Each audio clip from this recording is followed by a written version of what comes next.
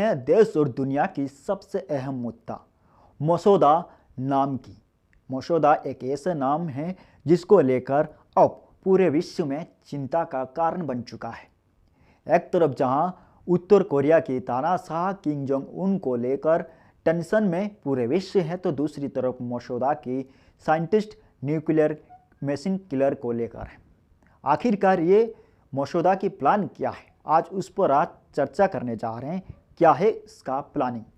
मसौदा का नाम बड़ी इज्जत के साथ लिया जाता है क्योंकि ये एजेंसी अपने मुल्क के दुश्मन के खिलाफ एक किलिंग मशीन की भांति में काम करती है। तो आइए जानते हैं क्या है मसौदा, किस मुल्क से नाता है और कैसे करती है काम, और इसके बड़े ऑपरेशन के बारे में आज हम बात करेंगे।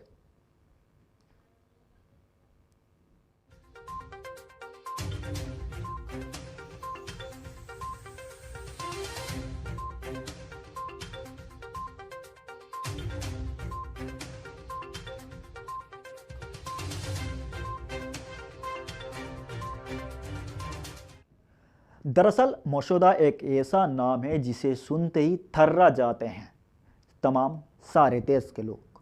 बड़े बड़े आतंकी सुरमा, खास तौर पर जो आतंकी संगठन है उसकी भी बात किया जा रहा है। दुनिया के नक्शे पर एक छोटे से देश की खुफिया एजेंसी जिसके नाम से आतंकी संगठन ही नहीं, उनके आका और हुक्मरान यानी खास तौर पर बड़े नेता भी खौफ खाते हैं। वैसे तो दुनिया में अमेरिका, ब्रिटेन, भारत और रूस से लेकर चीन तक कई देशों में कई खुफिया एजेंसी है जो बेहद शक्तिशाली और ताकतवर वाली मानी जाती है। इनके गुप्त चोरों की पहुंच पूरी दुनिया में होती है, लेकिन इनमें से मसौदा नाम का बड़ी इज्जत के साथ लिया जाता है क्योंकि ये एजेंसी अपने मुल्क के दुश्मन के खिलाफ एक किलिंग मशीन की तरह काम करती है। आखिरकार ये किलिंग मशीन है क्या? आपको बता दें कि मसौदा इसराइल की खुफिया एजेंसी है। वैश्विक स्तर पर मसौदा को गुप्त ऑपरेशन को अंजाम देने में दुनिया की टॉप खुफिया एजेंसी माना जाता है। मसौदा अपने दुश्मनों को उनके ही देश में घुसकर चुन चुन कर मारने के लिए जानी जाती है। आमतौर पर ऐसे ऑपरेशन को अंजाम देने बहुत ही कठिन होता है, लेकिन मसौदा को ऐसे अभियानों में महारत हासिल है। मसौदा अपने निशाना कभी नहीं चूकती है क्योंकि अपना मिशन पूरा करने से पहले ही मसौदा के एजेंट अपने टारगेट को लेकर पूरी रिसर्च करते हैं। खास तौर पर है कि जब हम किसी को टारगेट करते हैं, चाहे किसी घटना को अंजाम देने से पहले उसके बारे में हम चर्चा करते हैं, उसके बारे में हम रिसर्च करते हैं, अध्ययन करते हैं, उसके अंदर जाते हैं, उसकी कमी क्या है, चाहे वो कितना भी ताकतवर क्यों ना हो हमारे दुश्मन से, तभी हम लड़ पाएंगे। उसकी कमजोरी क्या होती है, तब जब हम उसकी लफ्ज़ को पकड़ सकते हैं। उस नस को जब हम पकड़ेंगे तभी जाके उस पर हम अटैक कर सकते हैं। ठीक उसी तरह से मसौदा के जो एजेंट होते हैं ये इस पर काम करते हैं, तब जाके इस तरह से एक घटना को अंजाम देते हैं। साथ ही मिशन को अंजाम देने के बाद की परिस्थितियों से निपटने का भी पूरा इंतजाम पहले से ही करके रखते हैं। जानकारी के अनुसार इसराइल के 3 बड़े खुफिया संगठन अमन, शिन बेट और मसौदा हैं। ये 3 ऐसे संगठन जो अपने दुश्मन को भी डराता है और दुश्मन के सपने में भी आता है।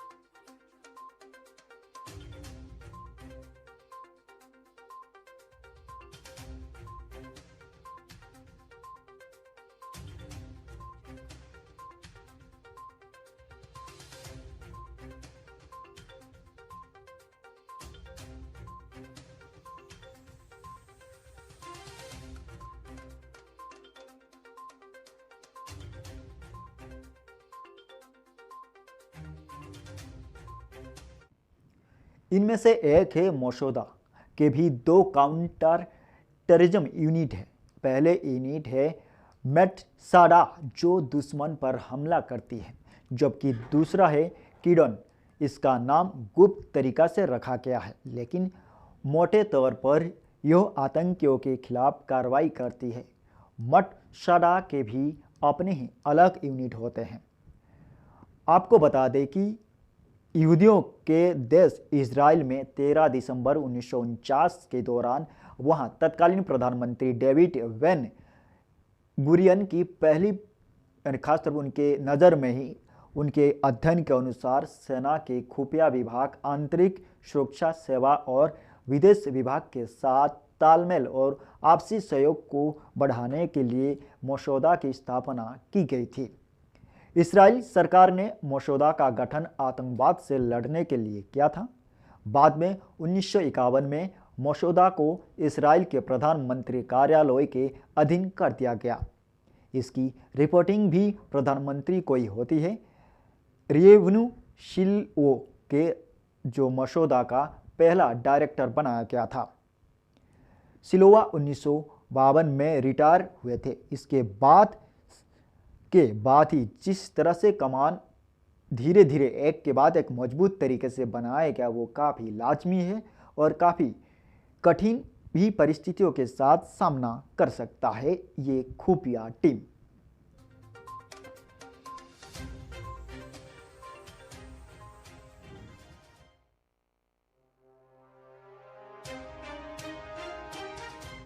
हरल ने अपने 11 साल की कार्यविधि में इसे खूंखार और आतंकियों की किलिंग मशीन के रूप में बदल दिया था। आज के दौर में मसौदा के पास top class secret agent, high tech intelligence team, sharp shooter और कातिल हसीनाओं समेत कई तरह से जासूस और गुप्त योद्धाओं की फौज है। मसौदा के एजेंट्स इतनी ही सफाई से काम को अंजाम देते हैं कि कोई सबूत भी नहीं बचता है। अपने स्थापना के बाद से ही मसौदा सरकार की जरूरतों के आधार पर खुफिया जानकारी जुटाने में शामिल रही है। यह विभिन्न माध्यम से ही किया जाता है, जैसे ह्यूमन इंटेलिजेंस और सिग्नल इंटेलिजेंस आदि तरीके से, जिसे दूसरा कोई समझ ना सके। आज भी मसौदा ऐसे भी काम करती है। मसौदा ने अन्य देशों की खुफिया सेवाओं के साथ खुफिया संबंध भी विकसित और बनाए रखा है। मसौदा उन देशों के साथ गुप्त संबंध स्थापित करने के भी काम करता है जो अभी शामिल है, जो खुले तौर पर साथ इसराइल के साथ देते हैं और ख़ास तौर पर इसराइल से भी बचने की प्लान करते हैं। इसराइल की दुश्मन बने तो ये एजेंसी उसके घर में घुसकर उसके दुश्मन को भी मार सकता है। शुरुआती दौर में मसौदा ने यहूदियों को अशांत देशों से छुड़ाने और उन्हें इसराइल लाने का काम किया है। जैसे इथियोपिया की यहूदियों को इसराइल लाने के लिए मिब्तजा मेसोस यानी ऑपरेशन मूसा था। खास तौर पर इस ऑपरेशन के माध्यम से ही इस घटना को अंजाम दिया गया था। सामान्य तौर पर मसौदा विदेशों में यहूदी और इस्राएली लोगों पर लक्षित आतंकी घटनाओं के खिलाफ युद्ध में महारत हासिल है।